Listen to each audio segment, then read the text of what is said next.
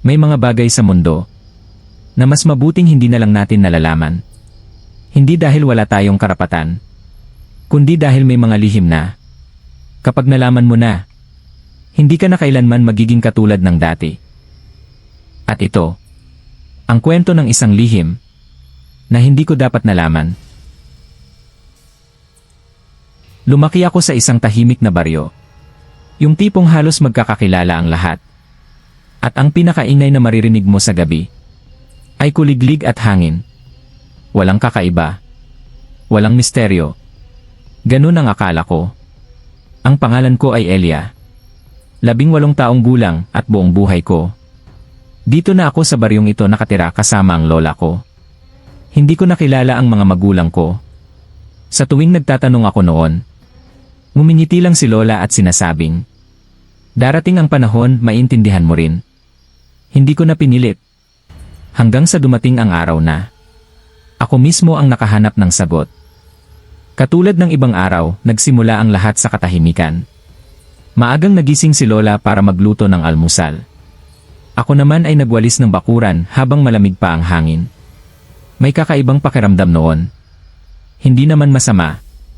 Pero parang may kulang. O may paparating. Hindi ko pinansin. Hanggang sa sinabi ni lola, "Elia, linisin mo nga ang kwarto mo. Matagal na yan hindi naayos." Tumango ako.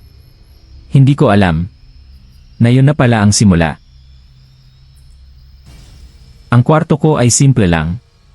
Isang kama, isang mesa, at isang lumang kabinet na hindi ko halos binubuksan. Habang naglilinis ako, napansin ko ang alikabok sa ilalim ng kama. Grabe, ang dumi na. Lumuhod ako at sinilip ang ilalim. At doon ko nakita isang maliit na kahon. Kahoy ito. Luma. At parang matagal nang hindi nagagalaw. Napakunot ang noo ko. May ganito pala dito. Hindi ko matandaan kung kailan ko pa ito nakita. Dahan-dahan ko itong hinila palabas. Mabigat. At malamig sa kamay. Umupo ako sa sahig. Tinitigan ko ang kahon. Walang lock. Pero parang ayaw nitong mabuksan. Alam mo yung pakiramdam na kahit kaya mong gawin, pero may nagsasabing huwag. Ganun. Pero binuksan ko pa rin. Dahan-dahan. Pagbukas ko, walang laman. Ha? Napakunot ako ng noo. Pero bago pa ako tuluyang magtaka, may nahulog.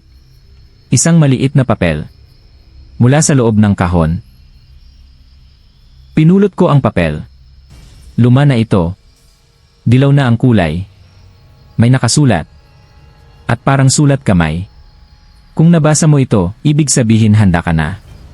Nanlamig ako. Anong? Pinagpatuloy ko ang pagbabasa. Huwag mong hanapin ang katotohanan. Dahil kapag nalaman mo na, hindi ka na makakabalik.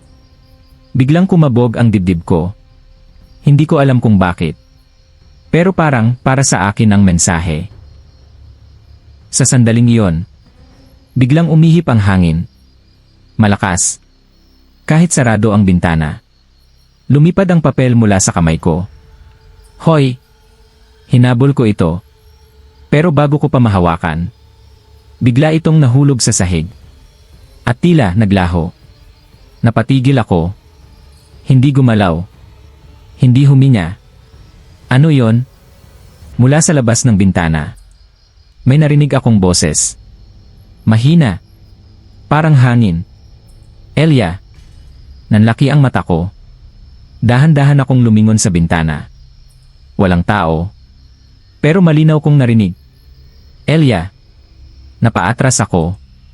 Lola. Walang sumagot. Pero ang boses, hindi galing sa loob ng bahay. Galing ito sa labas. Sa direksyon ng lumang pilapil. Hindi ko alam kung bakit. Pero lumabas ako ng bahay. Tahimik ang paligid. Mas tahimik kaysa dati. Parang wala nang ibang tao sa mundo. Habang naglalakad ako papunta sa pilapil, ramdam ko na may mali. Pero hindi ako tumigil. Hanggang sa marating ko ang lugar na matagal ko nang dinadaanan. Pero ngayon ko lang napansin. May daan pala sa gilid. Isang maliit na landas. Na parang matagal nang naghihintay na makita ko. Huminto ako sa harap ng daan. Tahimik. Walang hangin. Walang tunog. At sa loob ko, may boses na nagsasabing, "Huwag." Pero may isa pang boses. Mas mahina. Pero mas malalim. Dito nagsisimula ang katotohanan. Pumikit ako. At humina ng malalim. At doon ko ginawa ang desisyong. Hindi ko na mababawi. Habang nakatayo si Elia sa harap ng makitid na daan. Tahimik ang paligid. Walang hangin. Walang kuliglig. Walang kahit anong tunog. Parang tumigil ang mundo. Dahan-dahan siyang humakbang papasok. Unang hakbang. Walang nangyari. Pangalawa. Mas lalong lumamig ang hangin. Pangatlo. Bakit ka bumalik? Napahinto siya. Napalingon. Ngunit walang tao. Pero malinaw ang boses. Mas malinaw kaysa kanina. Habang naglalakad siya papasok, napansin niya. Hindi na ito ang dating pilapil. Ang mga halaman ay mas makapal. Mas madilim ang kulay. Ang lupa ay tila mas malambot. Parang matagal nang walang tumapak. At higit sa lahat, parang hindi siya nag-iisa. Elia. Muli niyang narinig ang boses. Mas malapit. Mas pamilyar. Pakita ka nga. Sigaw niya, pilit na pinapatapang ang sarili. Tahimik. Hanggang sa, hindi ka dapat nandito. Sa dulo ng daan, may isang anino. Isang babae. Nakatayo lang siya. Hindi gumagalaw. Hindi nagsasalita. "Hello," mahinang sabi ni Elia. Unti-unti siyang lumapit. At sa bawat hakbang, mas lumilinaw ang itsura ng babae. Mahaba ang buhok. Puti ang damit. At ang kanyang mukha. Parang kilala niya. Huminto si Elia. Hindi maaari. Bulong niya. Dahil ang babaeng yon, kamukha niya. Tumigil ang hangin. Tumigil ang oras. Nakatitig si Elia sa sarili niyang kamukha. Ang babae sa harap niya ay nakangiti. Pero hindi ito normal na ngiti. May lungkot. May babala. At sa wakas, dumating ka rin. Nanlamig si Elia. "Ano ka?" Ngumiti ang babae. "Ako ang dapat na ikaw." Napaatras si Elia. "Ano ang ibig mong sabihin?" Hindi agad sumagot ang babae. Sa halip, dahan-dahan itong naglakad palapit. At sa bawat hakbang, parang bumibigat ang hangin. "Hindi ka ba nagtaka?" tanong ng babae. "Na wala kang maalalang kahit ano tungkol sa mga magulang mo?" Tumigil si Elia. "Kasi," patuloy ng babae, "hindi sila nawala. Tinago sila." Nanlaki ang mata ni Elia. Sino ang nagtago? Saglit na natahimik ang babae. At saka siya tumingin. Diretso sa mata ni Elia. "Ang lola mo." "Hindi totoo yan," mahinang sabi ni Elia. Pero kahit siya, hindi sigurado. Naalala niya ang mga sagot ng lola niya. Ang mga iwas. Ang mga ngiti na tila may tinatago. Bakit niya gagawin yon? Tanong niya. Ngumiti ang babae. "Para protektahan ka." "Sa ano?" Saglit na natahimik ang paligid. At saka, "Sa akin." Biglang umihip ang hangin. Malakas. Umikot. Ang mga dahon ay parang sumasayaw sa hangin. At ang babae sa harap niya, unti-unting nag-iba. Mas nagiging malinaw. Mas nagiging totoo. "Hindi mo dapat binuksan ang kahon, Elia."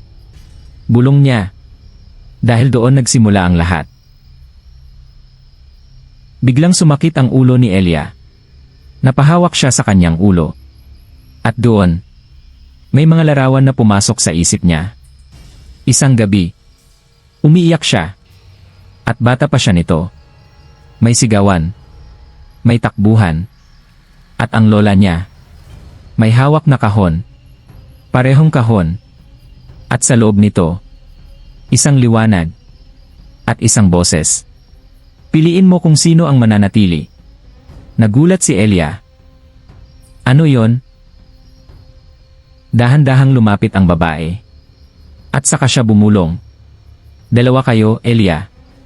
Dalawang bersyon. Dalawang buhay. At isa lang ang pwedeng manatili. Nanlaki ang mata ni Elia. Hindi, imposible. Ngumiti ang babae. Pinili ka ng lola mo. Pero ngayon, tumingin siya sa paligid. Ang mundo ay tila nagiging malabo. Parang natutunaw. Oras na para ibalik ang balanse. Napaatras si Elia. Hindi niya maintindihan ang lahat. Pero isang bagay ang sigurado. Totoo ito. At may kapalit. Ano ang mangyayari sa akin? Tanong niya. Ngumiti ang babae. Depende sa pipiliin mo. Nakatayo si Elia sa gitna ng nagbabagong mundo. Ang paligid niya ay tila natutunaw. Ang mga puno, ang lupa, ang hangin. Lahat ay umiikot. Parang naghihintay ng isang desisyon. Sa harap niya, ang babaeng kamukha niya. Tahimik. Ngunit ang kanyang mga mata. Punong-puno ng alam na ni Elia ay hindi niya palubos maintindihan. Oras na, sabi ng babae. Mahina. Pero mabigat. Hindi ka dapat nandito, dagdag ng babae. Dahil ikaw ang piniling manatili. Napayuko si Elia. Kung ganoon, bakit parang ako ang nawawala? Tanong niya. Ngumiti ang babae. Hindi masaya, kundi mapait. Dahil ang katotohanan ay hindi kumpleto kung wala ako. Biglang bumalik ang lahat kay Elia. Hindi na pira-piraso. Hindi na malabo. Kumpleto. Isang gabi. Malakas ang ulan. May sigawan sa loob ng bahay. At sa gitna ng lahat, dalawang batang magkamukha. Siya. At ang isa pa. Pareho silang umiiyak. Parehong natatakot. At si Lola. May hawak na kahon. Ang parehong kahon. Hindi ko kayang mawala kayong dalawa, umiiyak na sabi ni Lola. Pero kailangan kong pumili. May liwanag na lumabas sa kahon. At isang boses. Isang alaala. Isang buhay. Isang katotohanan. Yumakap si Lola sa dalawang bata. Mahigpit. Parang ayaw bumitaw. Pero alam niyang kailangan. Patawad, bulong niya. At sa kanya isinara ang kahon. Sa sandaling iyon, nawala ang isa. Hindi namatay. Hindi nawala sa mundo. Kundi itinago. Tinago sa pagitan ng alaala at katotohanan. Bakit ako? Tanong ni Elia na nanginginig ang boses. Tumingin ang babae sa kanya. Dahil ikaw ang mas kayang mabuhay sa normal na mundo. At ako. Ngumiti siya. Ako ang lahat ng dapat mong maalala. Unti-unting lumalapit ang babae. At sa bawat hakbang, mas bumibigat ang pakiramdam ni Elia. Hindi tayo pwedeng sabay, sabi nito. Hindi na ngayon. Hindi na kailanman. Napaluha si Elia. Kung mawawala ka, ano ang mangyayari sa akin? Saglit na natahimik ang babae. At saka siya bumulong. Mawawala ang kalahati mo. Tahimik ang mundo. Walang galaw. Walang tunog. Tanging tibok ng puso ni Elia ang naririnig niya. May dalawang pagpipilian. Manatili siya at tuluyang mawala ang isa. O ibalik ang balanse kahit hindi niya alam ang kapalit. Pumikit siya. Huminga ng malalim. At sa wakas, nagsalita. Hindi ko kayang mabuhay na kulang ako. Dahan-dahan siyang lumapit. At hindi ko kayang burahin ka. Dahil ikaw ay ako. Tumulo ang luha niya. Kahit masakit, pipiliin kong maging buo. Ngumiti ang babae. Sa unang pagkakataon, totoong ngiti. Sa wakas, naintindihan mo rin. Unti-unti silang lumapit sa isa't isa. Hanggang sa nagtagpo ang kanilang mga kamay. At sa sandaling iyon, sumabog ang liwanag. Malakas. Nakakasilaw. At sa gitna nito, iisa na lang ang natira. Nagising si Elia sa ilalim ng puno. Tahimik. Normal ang paligid. May hangin. May ibon. May buhay. Parang walang nangyari. Pero may kakaiba. Mas malinaw ang pakiramdam niya. Mas buo. Mas kumpleto.